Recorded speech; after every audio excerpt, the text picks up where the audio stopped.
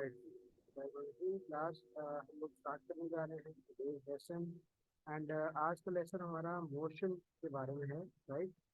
तो according to new syllabus this motion is basically उन्होंने kinematics और डायनेमिक्स दोनों को मोशन के अंडर ले आएंगे, राइट। तो आइए स्टार्ट करते हैं विदाउट वेस्टिंग टाइम। सबसे पहली चीज़ है जी, they are asking you about define speed as distance travelled per unit time and velocity as displacement per unit time. तो देखो, सबसे पहले अगर हम बात करें तो here we go this distance. Distance की अगर डेफिनेशन करोगे मेरे बच्चों, तो distance is length between two points.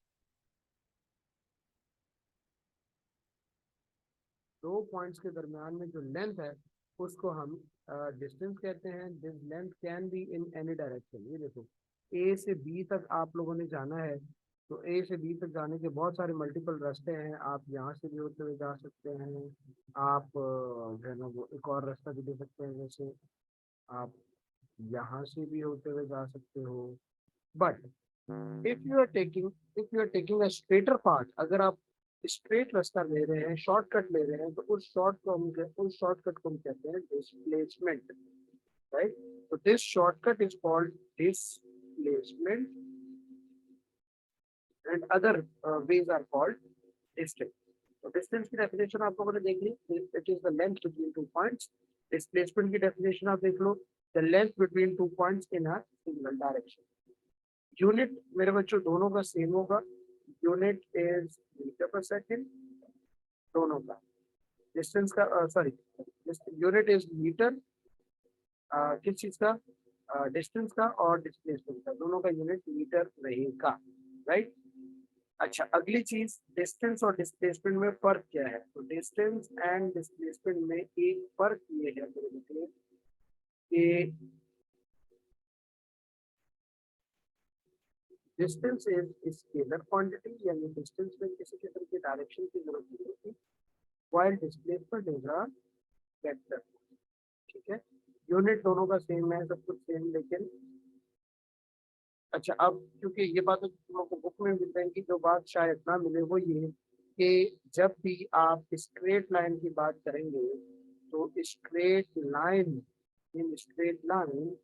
Distance become equal to displacement. यानी एक ऐसी कंडीशन है जिसमें डिस्टेंस डिस्प्लेसमेंट के बराबर हो जाता है, और वो कंडीशन कब आती है, स्ट्रेट लाइन के केस में। अगर आप स्ट्रेट लाइन में जा रहे हो, ए से बी तक एक ही रास्ता है जाने का, और वो है स्ट्रेट लाइन, तो आपके जाहिर सी बात है डिस्टेंस भी इतना ही कवर करना है और डिस्प्लेसमेंट भी इतना ही, राइट। सो डिस्टेंस डिस्प्लेसमेंट का एक छोटा सा फर्क। बाकी काइनेमेटिक्स में जो है ना, वो काइनेमेटिक्स के चैप्टर मेरे वीडियोस में मेरे चैनल पे पहले से मौजूद है।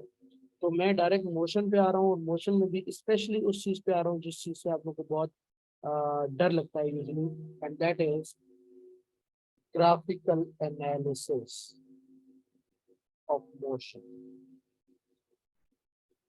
ठीक है। अच्छा, ग्राफ के क्वेश्चंस करवाते करवाते मैं साथ साथ आपको स्पीड, वेलोसिटी, डिस्टेंस, टाइम, ये सारी चीजें साथ साथ ही करवाते हैं। तो आपके सिलेबस में ग्राफिकल एनालिसिस बेटा दो तरह का है। आपके सिलेबस में दो ग्राफ है, एक ग्राफ कहलाता है D graph, distance time graph, ठीक है, और दूसरा कहलाता है वी की ग्राफ, यानी स्पीड टाइम ग्राफ। ठीक। अच्छा, एक और गलती जो कि आप लोगों ने नहीं करनी, वो गलती ये नहीं करनी कि हम आते हैं डिस्टेंस टाइम ग्राफ में, स्पीड अगर आपसे पूछा जाता है कि डिफाइन स्पीड, तो प्लीज आप ये मत लिखिएगा कि स्पीड इज, फॉर्मूले में अक्सर बच्चा गलती करता है, फॉर्मूले में बच्चा लिख देता है S is equal to D upon T.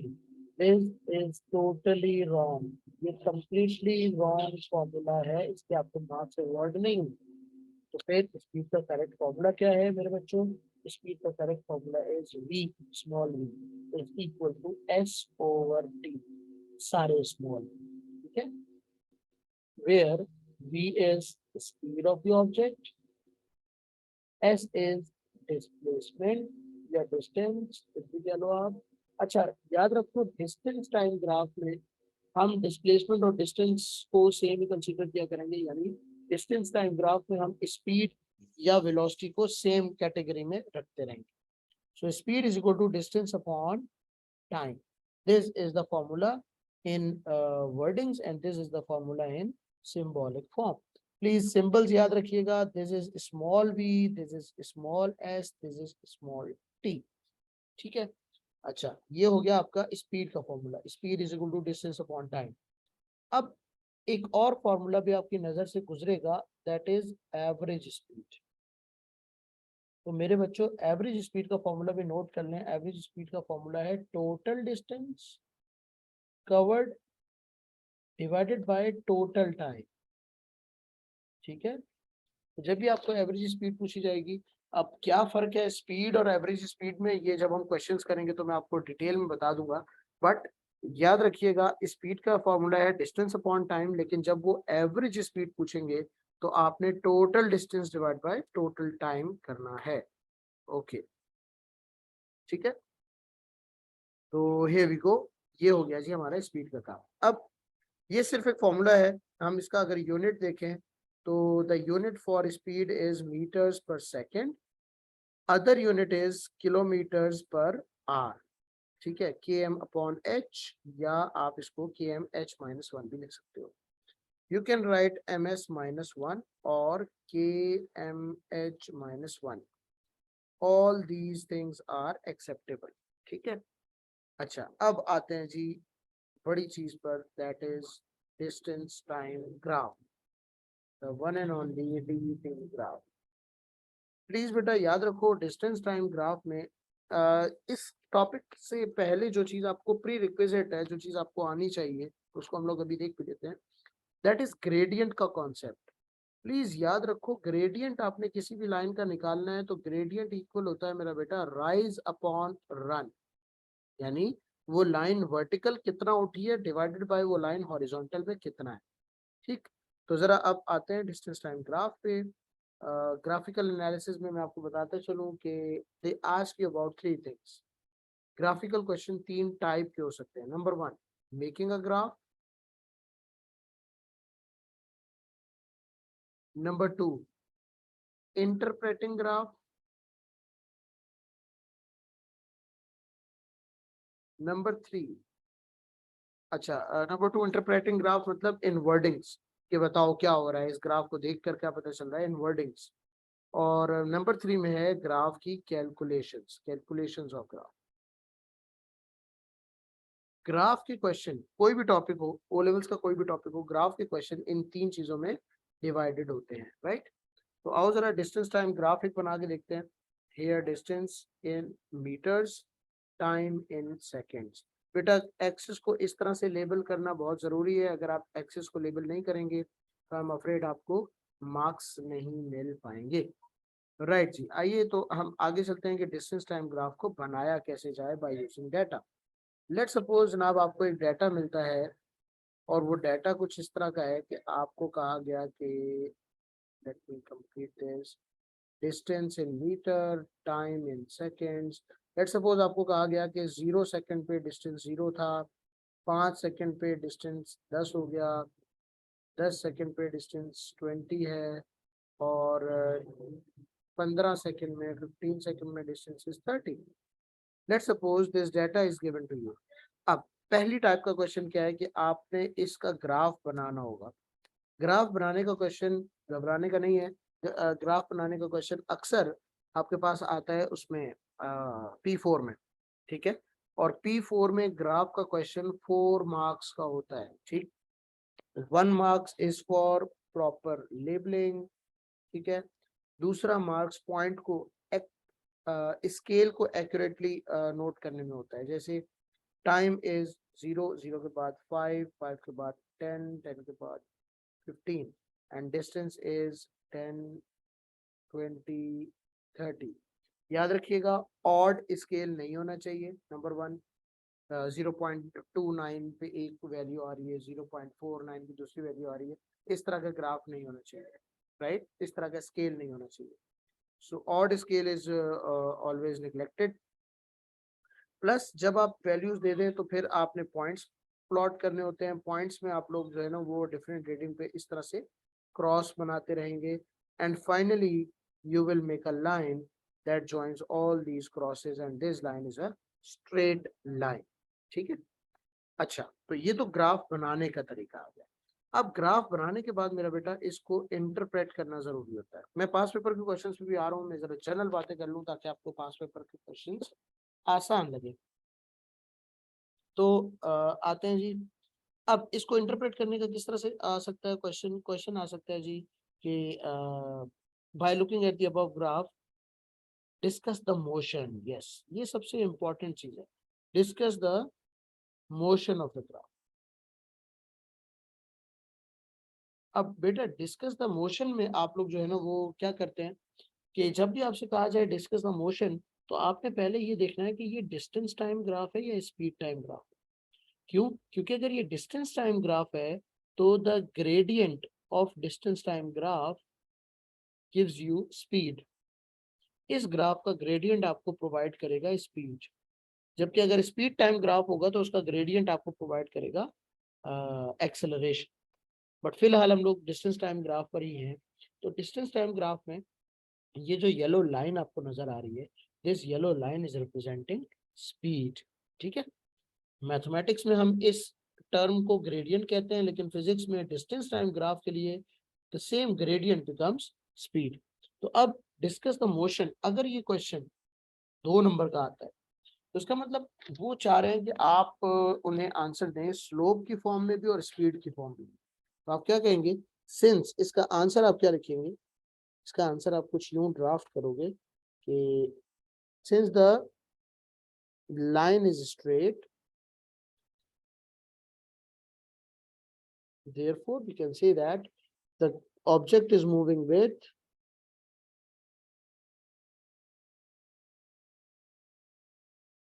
constant speed।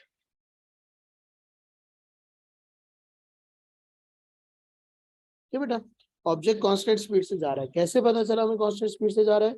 Graph को देखते हैं, क्योंकि ग्राफ की लाइन स्ट्रेट है। या आप ये भी कह सकते हैं कि it is covering equal distance in each interval of time. तो ये भी कांस्टेंट स्पीड की डेफिनेशन हो सकती है, राइट। तो डिस्कस द मोशन में आप हमेशा ग्राफ को देखेंगे और ग्राफ क्या कह रहा है ग्राफ को एक्सप्लेन करेंगे, right, by looking at the graph की लाइन। क्वेश्चन नंबर 2 ये हो सकता है, फाइंड आउट द स्पीड या calculate the speed from t is equal to 5 to t is equal to 10। ये मैं आपको वो क्वेश्चंस, उस तरह के क्वेश्चंस करवा रहा हूँ जैसे आप लोग पास पेपर्स में देखोगे। तो दे विल आस्क कि भाई कैलकुलेट द स्पीड फ्रॉम, जानबूझ के वो t is equal to 5 till t is equal to 10 लिखते हैं, वरना वो ये लिख सकते हैं फ्रॉम 5 till 10 सेकेंड्स। ठीक है, अच्छा अब इस केस में आप क्या करोगे बेटा, इस केस में आप सबसे पहले फॉर्मूला अप्लाई कर दोगे। फॉर्मूला क्या होता है स्पीड का, स्पीड इज इक्वल टू, अच्छा यहाँ पे आप लोगों ने फॉर्मूला लिखना है ग्रेडियंट वाला, कौन सा, राइज अपॉन रन। तो प्लीज राइज अपॉन रन मत लिखिएगा, आपने ये लिखना है t2 minus t1 divided by t2 minus t1, that is basically rise upon run. तो अब आपके पास ये d1 d2 t1 t2 क्या चीजें हैं, ये देखो उन्होंने आपको एक टाइम दिया है 5 सेकेंड, तो ये 5 सेकेंड का टाइम इज t1, 10 सेकेंड का time is t2। Similarly 5 second पे जो डिस्टेंस था दैट इज d1 और 10 सेकेंड पे जो डिस्टेंस था दैट इज d2। तो सिंपली आप क्या कर लेंगे, वैल्यूज प्लॉट कर देंगे, 20 माइनस 10 डिवाइडेड बाय 10 माइनस 5। ठीक है, तो अब अच्छा ये जो 1 2 है ये this d2 means final distance minus this d1 means initial distance, और initial distance is the distance at time t is equal to 5, final distance is the distance at time t is equal to 10। तो ये आप लोगों ने graph के questions में इस तरह की कैलकुलेशंस आती हैं डिस्टेंस टाइम ग्राफ, राइट। अच्छा आपने इसको सब्ट्रैक्ट कर लिया जी, it's 10 upon 5, your answer is 2 metre per second, 2 ms minus 1। तो प्लीज यूनिट्स आर इम्पोर्टेंट, आपने बिल्कुल इसी तरह से जिस तरह से मैं आपको आंसर ड्राफ्ट करके बता रहा हूँ बिल्कुल ऐसे ही आंसर ड्राफ्ट करना है। पार्ट 3 के लिए हम देख लेते हैं कि किस तरह का क्वेश्चन पूछ सकते हैं वो। For part 3 they can ask you about find out the average speed या कैलकुलेट द एवरेज स्पीड। तो एवरेज स्पीड के लिए जैसा कि मैंने आपको बताया था कि you will use total distance upon total time. तो देखो the last value is 30 and the last time value is 15। तो आप सिंपल फॉर्मूला लगा लेंगे।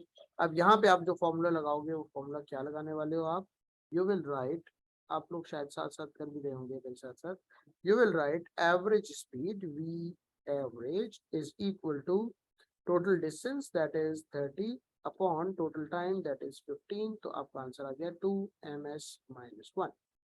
क्योंकि ये कांस्टेंट स्पीड का ग्राफ था इसलिए आपके पास ये वाली स्पीड और ये वाली स्पीड सेम आ गई है। हर केस में ऐसा नहीं होता, राइट। अच्छा, अब हम देखते हैं कि जी इंटरप्रेट पे कैसे करते हैं। Interpret different shape of graph है डिस्टेंस टाइम के जिनको इंटरप्रेट करने के लिए आ सकता है। तो मैं इस हेडिंग में आपको लिखवा देता हूँ डिफरेंट शेप्स ऑफ ग्राफ। तो मैं आपको बता रहा हूँ जी डिस्टेंस टाइम ग्राफ में जो शेप्स पॉसिबल हैं जो वो आपसे पूछ सकते हैं उनमें पहली शेप ये है। ये देखो पहली शेप जो हम आपको बता रहे हैं, number shape number 1 this, shape number 2 this, shape number 3 ये, शेप नंबर 4 ये, और शेप नंबर 5 ये। ठीक है, तो आइए इन सारी लाइंस को, डिफरेंट लाइंस को मैं जरा आपको एक्सप्लेन करके बता देता हूँ कि इस लाइन का मतलब क्या है, इसका मतलब क्या है। देखिए दिस येलो लाइन जिस पे मैं y लिख रहा हूँ, ये जो येलो लाइन है ये येलो लाइन स्ट्रेट आ रही है, राइट। और याद रखो डिस्टेंस टाइम ग्राफ में स्ट्रेट लाइन अगर आ रही हो like this, if there is a straight line like this and there is a slope in it, there is a gradient in it, तो इसका मतलब car is moving with constant speed, कोई भी चीज कांस्टेंट स्पीड से जा रही है।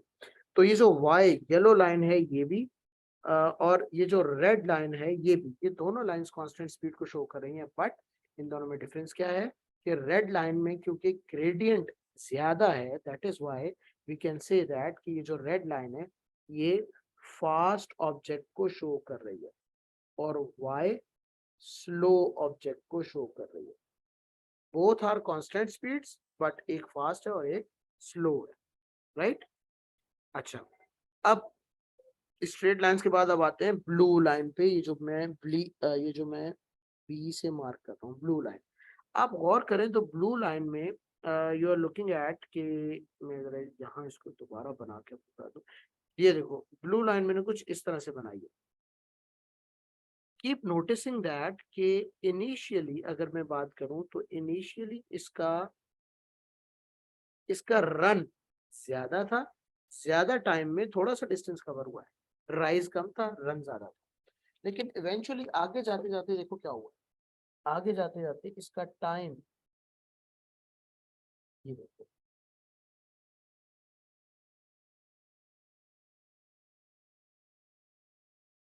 क्या हो रहा है जनाब, आगे जाते जाते इसका डिस्टेंस ज्यादा कवर होता जा रहा है। शुरू में इसका डिस्टेंस कम कवर हुआ है लेकिन उतने टाइम में, लेकिन आगे जाके उतने ही टाइम में ये ज्यादा डिस्टेंस कवर कर रही है। मींस दैट कि gradient is getting larger, gradient की वैल्यू ज्यादा हो रही है। Means object is speeding up. आप यहाँ लिखेंगे स्पीड इज इंक्रीजिंग। कि बेटा इस तरह के ग्राफ में जिसमें ग्रेडियंट बढ़ रहा होता है, लाइन वर्टिकल एक्सिस की तरफ मूव कर रही होती है, उसको हम कहते हैं स्पीड इज इंक्रीजिंग। या इसके लिए एक टर्म यूज होता है बॉडी इज एक्सेलरेटिंग। अच्छा, अब अगर ग्राफ की शेप यूं है तो क्या करेंगे, आपके जहन में आ गया होगा कि देखो इनिशियली ये ग्राफ जो है वो उसका टाइम थोड़ा सा था लेकिन उसकी स्पीड अच्छी खासी थी।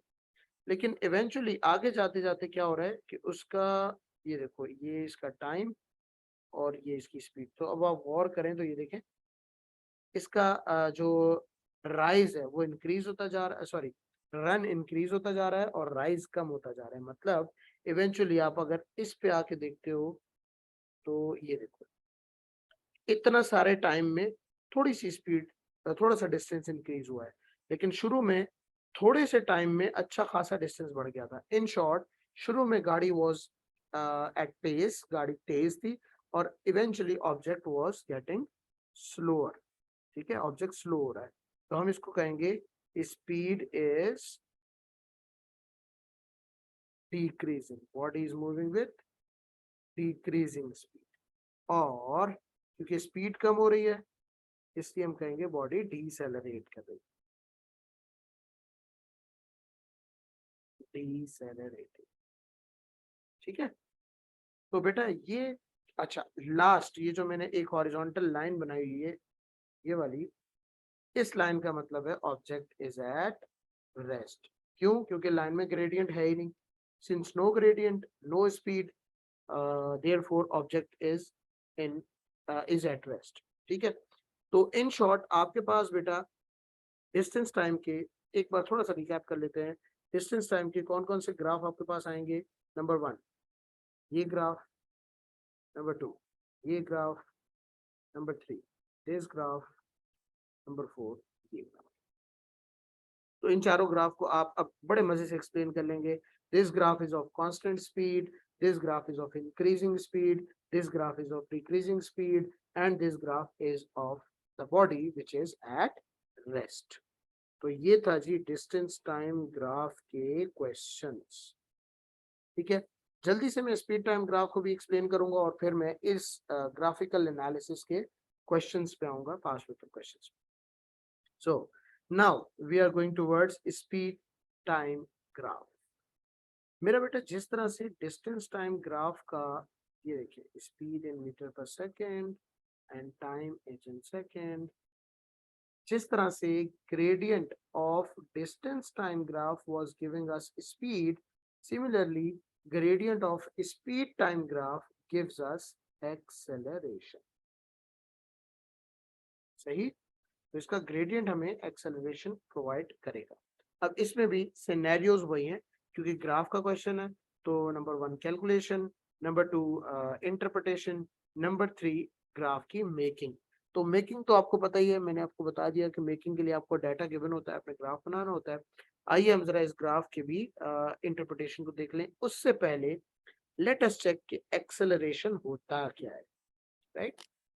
ओके जी, acceleration, the term acceleration means it is rate of change of speed, मतलब कि आपकी गाड़ी की स्पीड कितनी ज्यादा बढ़ी और कितनी जल्दी बढ़ी।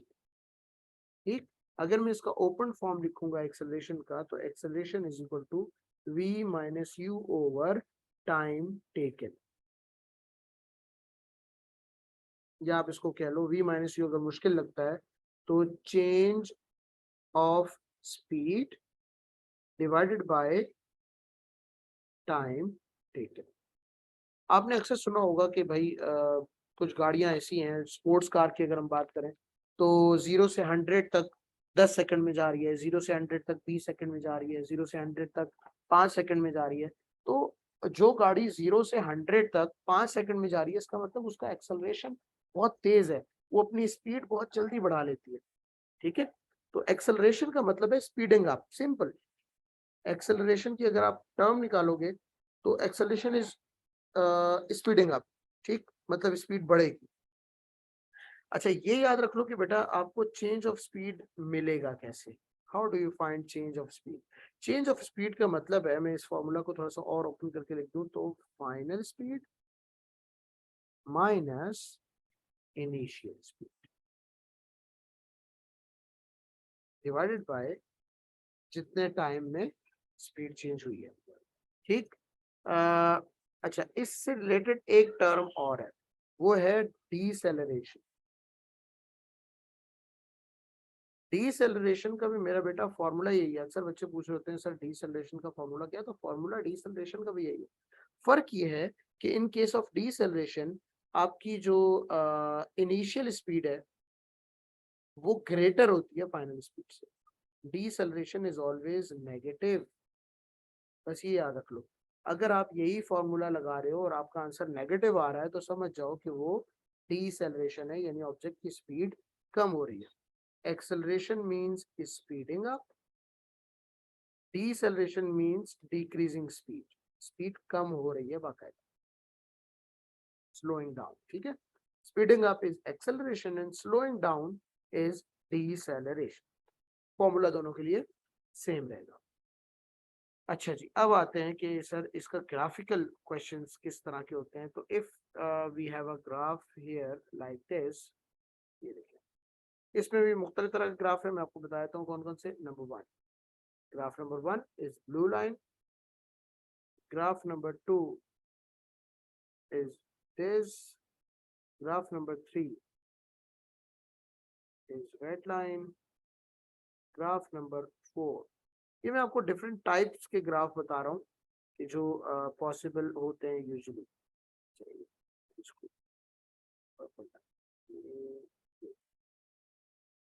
ठीक है। And graph number 5, graph number 5 एक प्यारी सी लाइन रखते हैं। तो ये 5 तरह के ग्राफ हैं। चलिए आइए इन पांचों तरह के ग्राफ्स को देख लेते हैं कि ये क्या शो करते हैं। बेटा स्पीड टाइम ग्राफ में ये जो ब्लू लाइन वाला ग्राफ है ये क्या शो कर रहा होगा? ये ब्लू लाइन वाला ग्राफ एक्सेलरेशन को शो कर रहा है। अच्छा प्लीज यहाँ पे देख लो, यहाँ भी ये ब्लू वाली लाइन और ये लाइट ब्लू वाली लाइन, ये दोनों कांस्टेंट्स हैं। मैं इसको ए कह देता हूँ एंड इसको बी कह देता हूँ। देखो ये लाइन भी स्ट्रेट है, लाइन ए और लाइन बी भी स्ट्रेट है। फर्क ये है कि लाइन बी का gradient is more as compare to A, ठीक है। बी में rise is greater as compare to A, therefore B में एक्सेलरेशन इज ग्रेटर, यानी बी ने अपनी स्पीड जल्दी बढ़ाई है as compare to A. Acceleration दोनों में कांस्टेंट है। अच्छा कांस्टेंट एक्सेलरेशन का क्या मतलब होता है? कांस्टेंट एक्सेलरेशन का मतलब कि इक्वल स्पीड राइज हो रही है in each interval of time. यानी एक बॉडी की स्पीड पहले सेकंड में 10 मीटर पर सेकंड थी, दूसरे सेकंड में 20 हो गई, तीसरे में 30 हो गई, चौथे में 40 हो गई। This is constant acceleration, speed बढ़ रही है एट अ कांस्टेंट रेट, ठीक है। अच्छा next line is this yellow line. ये देखो येलो लाइन को अगर मैं देखूं तो अब बच्चे अक्सर कंफ्यूज हो जाते हैं कि सर आपने डिस्टेंस टाइम ग्राफ में बताया था दिस लाइन वाज रेस्ट, लेकिन क्योंकि ये स्पीड टाइम ग्राफ है इसलिए इस लाइन को हम रेस्ट नहीं कहेंगे। This line is a constant speed, यानी constant speed mean body move तो कर रही है लेकिन वो लॉक स्पीड पे मूव कर रही है, उसकी स्पीड चेंज नहीं हो रही, means that acceleration is zero, ठीक। उसके अलावा अगर हम लाइन नंबर सी की बात करेंगे तो लाइन नंबर सी में क्योंकि ग्रेडियंट इंक्रीज हो रहा है इसलिए वी कैन से दैट कि ऑब्जेक्ट का एक्सेलरेशन बढ़ रहा है, ऑब्जेक्ट स्पीड अप हो रहा है at a faster rate, object जल्दी से स्पीड पकड़ रहा है। एंड लाइन नंबर डी की अगर मैं बात करूं तो लाइन नंबर डी में शुरू में ऑब्जेक्ट बहुत तेजी से स्पीड बढ़ा रहा था, आहिस्ता आहिस्ता उसने स्पीड बढ़ाने का रेट कम कर दिया और फिर वो कांस्टेंट स्पीड पे आ गया, ठीक है। कांस्टेंट स्पीड पे आगे क्यों कह रहा हूं मैं, क्योंकि ये डी आगे स्ट्रेट हो जाता है जाके। सही हो गया जी। तो ये केस है हमारे पास, ये डिफरेंट इंटरप्रिटेशंस है। अब एक स्पेशल फीचर है distance time graph, sorry speed time graph. The special feature of speed time graph is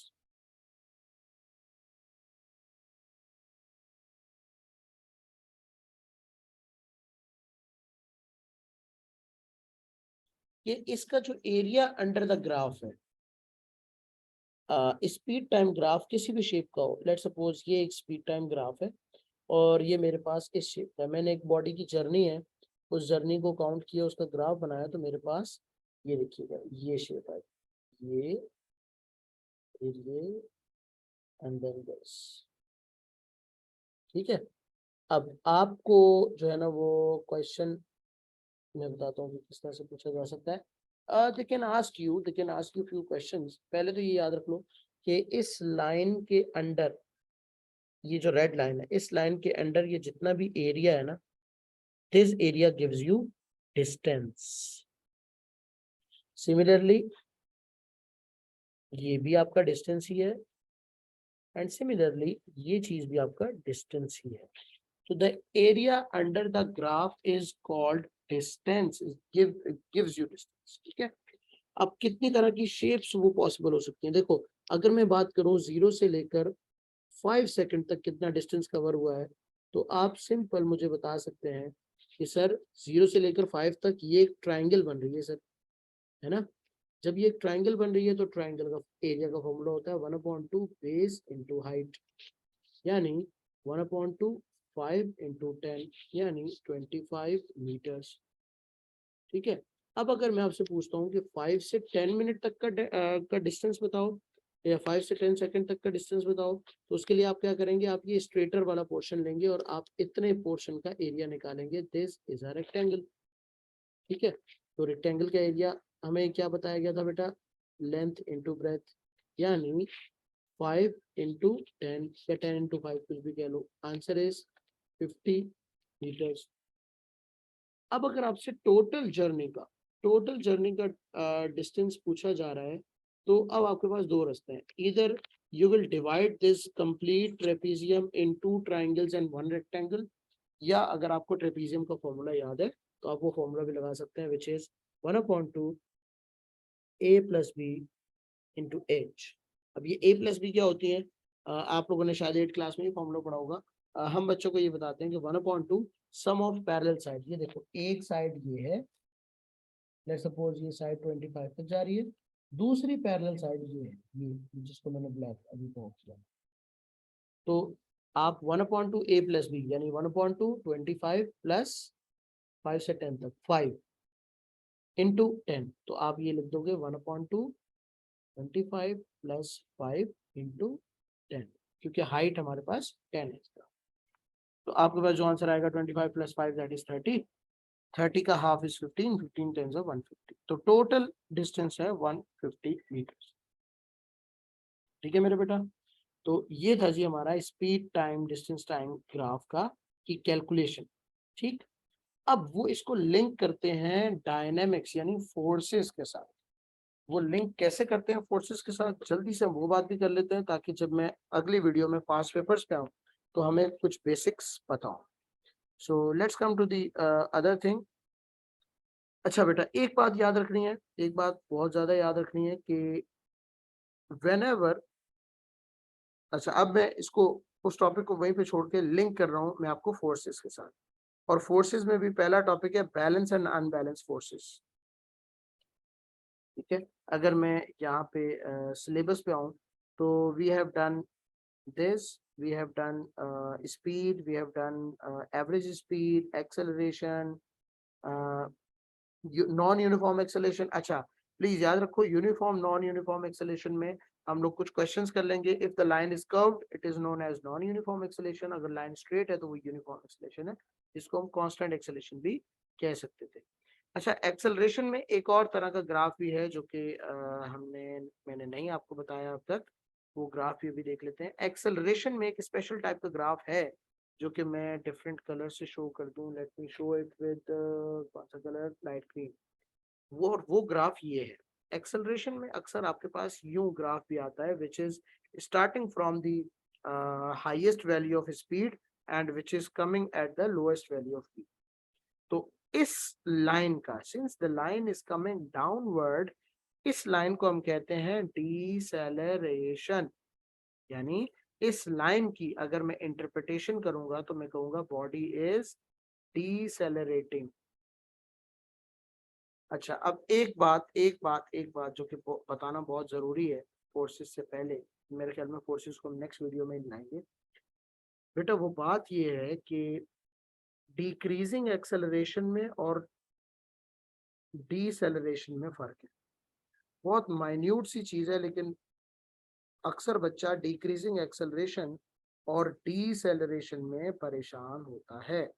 तो आइए मैं आपको बता दूं डिक्रीजिंग एक्सेलरेशन और डीसेलरेशन में क्या फर्क है। ये देखो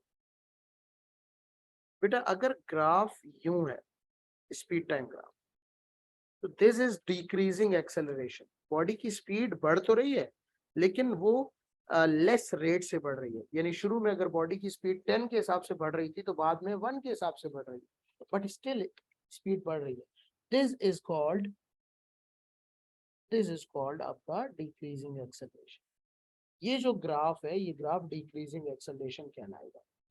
डीसेलरेशन का ग्राफ कैसा होगा मेरे बेटा, डीसेलरेशन के ग्राफ में हाईएस्ट वैल्यू से 0 हो रही होगी स्पीड, तो जब भी कभी आपके पास मेरे बच्चों, प्यारे बच्चों, खूबसूरत बच्चों, ग्राफ ऐसा आता है तो प्लीज उसके बारे में लिखना कि body is decelerating, the acceleration is negative. इसके बारे में ये मत लिख देना कि एक्सेलरेशन इज डिक्रीजिंग, नहीं, एक्सेलरेशन डिक्रीजिंग का ग्राफ ये है, ये कर्व लाइन। ठीक है, तो प्लीज ये दोनों ग्राफ में आप लोग जरा डिफरेंस रखिएगा, वरना भाजी पाला हो जाएगा। ओके जी, so this is all about speed time and distance time graph. अच्छा, हम लोगों ने अब तक काइनेमेटिक्स का पोर्शन डन किया है। Kinematics is the branch of physics जिसमें आप कैलकुलेशंस तो पढ़ते हो, लेकिन देखो अब मैं आपको एग्जांपल देता हूँ। जैसे अक्सर वो पूछेंगे कि भाई अगर ग्राफ ऐसा जा रहा है तो explain in terms of forces why graph is like this. तो अब ये डायनामिक्स का वो आ गया, डायनामिक्स का पोर्शन आ गया। ठीक है, यानी आपको फोर्सेस के टर्म्स में बताना है कि भाई कौन सी फोर्स बड़ी होगी और कौन सी कम हुई होगी, जिसकी वजह से ये सारा झमेला हुआ। ठीक है, तो अब हमारे पास इस वीडियो में लेस देन अ मिनट रह गया, तो लेट मी क्विकली रिकैप कि हम लोगों ने क्या क्या पढ़ लिया है। इस वीडियो को हम लोगों ने स्टार्ट किया था डिस्टेंस और डिस्प्लेसमेंट के डिफरेंस से। फिर हमने ग्राफिकल एनालिसिस से पहले किया स्पीड और स्पीड का यूनिट। फिर हमने डिस्टेंस टाइम ग्राफ से स्पीड को देखा, एंड वी नो दैट कि डिस्टेंस टाइम ग्राफ का ग्रेडियंट गिव्स अस स्पीड। हमने एक टेक्निकल टाइप का क्वेश्चन कर लिया कि ये तीन तरह के पार्ट्स आते हैं डिस्टेंस टाइम ग्राफ के लिए, एक ग्राफ मेकिंग, दूसरा ग्राफ की इंटरप्रिटेशन इन वर्ड्स, तीसरा ग्राफ की कैलकुलेशन। ठीक है, सिमिलर केस हैपन विद, अच्छा फिर ये इंटरप्रिटेशन के लिए मैंने आपको डिफरेंट टाइप के ग्राफ्स बताए।